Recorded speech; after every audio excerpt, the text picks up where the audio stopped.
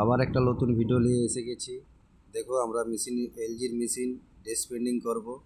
ইনডোরটা এখানে লাগানো আছে, পজিশনটা দেখে নাও। ইনডোর এটা 3 তলার উপরে টপ ফ্লোরে আছে।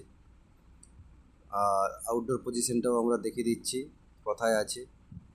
দেখো কান্ডিসের উপরে লাগানো আছে আর সিমেন্ট করা আছে। পাইপ কে করে রাখছে ব্যাক টু ব্যাক লাইন। আমরা এখন মেশিনটা অন করে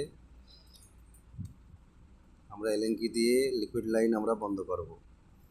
বন্ধ হয়ে গেছে।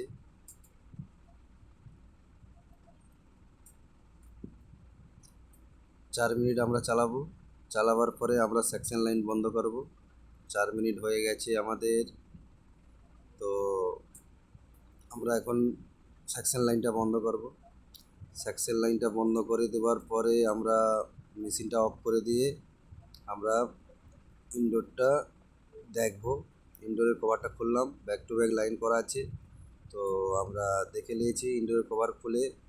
তো আমরা এখন ছেনি হাতুড়ি দিয়ে আমরা দেওয়ালটা ভেঙে দিয়েছি, সিমেন্টগুলো বার করে দিয়েছি। আমরা এখন ফেলার নাট খুলে দিয়েছি, আউটডোর ইউনিটের ইলেকট্রিক কেবিলও খুলে দিয়েছি।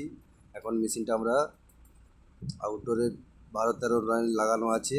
তো আমরা নাটগুলো জং হয়ে গেছে, আমরা খুলে দিলাম। মেশিন আউটডোরটা খুলে দিয়েছি। তো এখন পাইপ লাইনটা আমরা খুলবো। পাইপ লাইনটা দেখো রিং করে রেখেছিল।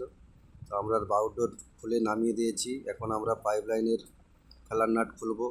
1/2 ইঞ্চি কোয়ার্টার আছে, তো আমরা খুলে দিয়েছি। ঠিক আছে, খোলা হয়ে গেছে। পাইপটা সোজা করে দিয়েছি,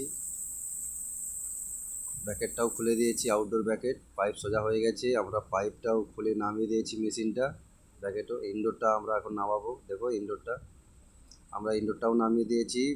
ব্যাকেটটা খুলবো। ব্যাকেট খুলে আমরা আউটডোর ইনডোর এক জায়গায় রেখেছি। Thank you.